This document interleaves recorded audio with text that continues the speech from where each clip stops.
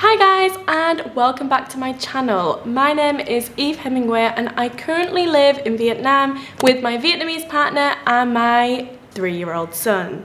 So I've done a fair few videos on COVID updates in Vietnam in the past, so I thought now that it's hit the third wave, we will have a discussion about it. So as you might already know, Vietnam tends to go through these streaks of no community transmission, and then suddenly we get hit with loads of cases, and that is what has happened now. In this video, I'm going to break it down into 4 parts. Part 1, where the first case was announced. Part 2, how Vietnam handled it within the first week. Part 3, where are the vaccines? And part 4, is tech cancelled? I am also filming this on the day that I upload, which is the 5th of February 2021. So all news that I talk about is updated to this day. So the first case of this new wave is known as patient 1552. This was a Vietnamese woman that actually tested positive once she arrived from Vietnam to Japan on the 25th of January. Keep her in mind because we are going to come back to her in just a little bit. A second community case was an airport worker working at Van Don International Airport in the north of Vietnam. It's believed that this is imported from abroad as the airport handled several repatriation flights. And this transmission has led to mass testing in airports around Vietnam, including Saigon. So we should be able to see those results within the next few days. Since the first case was announced last week, over 300 cases have been confirmed, and they are mainly in the hotspot Duong, which is northeast of Hanoi. Also, many of these cases are workers at the industrial park in Chi Linh town, where the woman of the first case worked. So there are some discrepancies with where and when this first case was announced. Please leave your opinions on this down below because I definitely want to have a discussion about this one. So going back to the first patient, she actually has spoken out. It says here that she went to the doctors in Vietnam with a cold, where they told her she had bronchitis and prescribed her some medication. Then she was later told that her sister-in-law got COVID when arriving in Japan on the 17th of January. However, this woman is not known to the local authorities. So we don't know how true this information actually is. Another person who actually flew to Japan also tested positive, but we were only just told about this recently, and apparently he got there on the 17th. With this, further testing was done, confirming that it is the UK variant, which is extremely contagious, which obviously explains why there is such a rapid increase in numbers right now. So obviously this doesn't really make much sense because the 17th is before the first patient was actually announced. So yeah, like I said, let me know what you think about this down below. Okay, now let's have a look at how Vietnam has handled this new wave within the first week.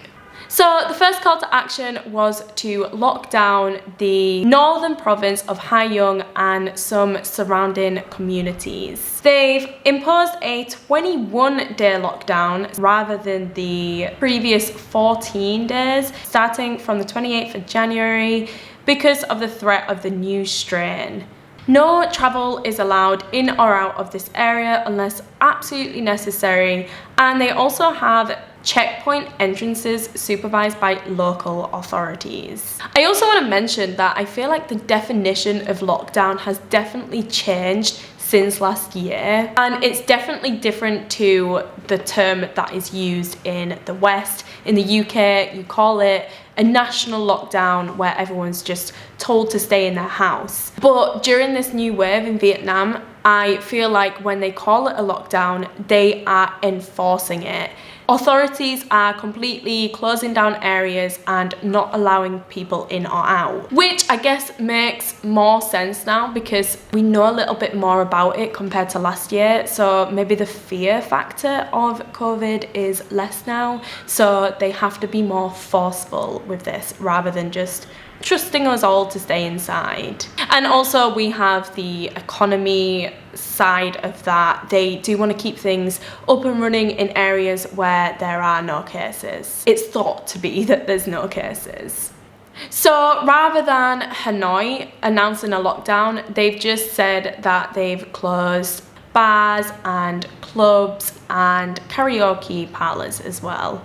And they were the first city that announced the closure of schools just 1 week early before Tet. And Saigon also announced the closure of schools just 4 days early. But for schools, actually today was the last day, so now all schools are off anyway. But in a way we can say that it was good timing, but also bad timing because people want to have a holiday. We'll get more into Tet towards the end of the video. Yeah, so as you might know, I do currently live in Saigon, and actually there's not been too much news here other than the closure of schools. And I know that this is getting really frustrating for some people because like we don't know if there are cases here. There could be, but we need to think that the government's main focus is in the north of Vietnam right now. So yeah, it is frustrating not knowing, but I think we need to take our own precautions and definitely limit travel. As of now, we are receiving detailed schedules of the individuals being diagnosed with COVID. These can be found on the Vietnamese government website, or you can see the translated version, which comes out a few hours later on the Facebook page. I should mention as well, there are a few apartments in Saigon that are locked down because of F1 cases. F1 being a person that has been in close contact with an F0. F0 meaning the person that has COVID.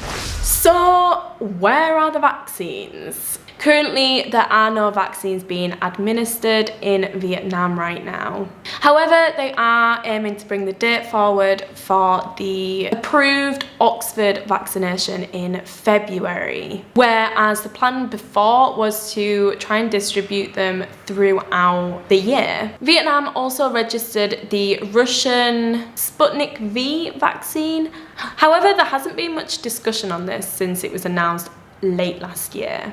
And there are also 2 Vietnamese vaccines. Nanocovax, which began its trials in December and has shown positive results with both doses in the volunteers. So very good news. However, it is unknown at this point as to when this vaccine is going to be distributed to the public. The second Vietnamese vaccine is Covivac, which will begin its first human trials after Tet and is planned to be launched at the end of 2021. Okay, so I do quickly want to comment on some of these headlines. We have Made in Vietnam and Homemade Vaccine. And I feel like this really gives the impression that these are less than other vaccines because you don't have this same talk in the media about the vaccines created in the West. This is very dangerous because we've seen so many ridiculous rumors and it's resulted into people not wanting to get the vaccine. Another thing I want to mention about the vaccines is the other countries that have already began the distribution. I mean, it's understandable that the UK and the US had to administer them as soon as possible because of their extremely high numbers. However, it is so apparent that these countries, these richer countries, have been soaking up the vaccines. Yeah, it's stopping the poorer countries from being able to access them, or they're further down on the list for them to start getting them into the country, because obviously we have to think about production time. We don't just have already billions of vaccines. And it's even suggested that poorer countries may not even get the vaccine until 2024, which is ridiculous. And I think it's safe to say that the next stage after the vaccines are to build the economy up again. And who is going to build up the economy first? It's going to be the rich countries. I could literally talk about this all day, but I don't want this video to be too long. But yeah, let's have a discussion about that as well down below in the comments. All right, the last part, let's talk about Tet. Is it cancelled?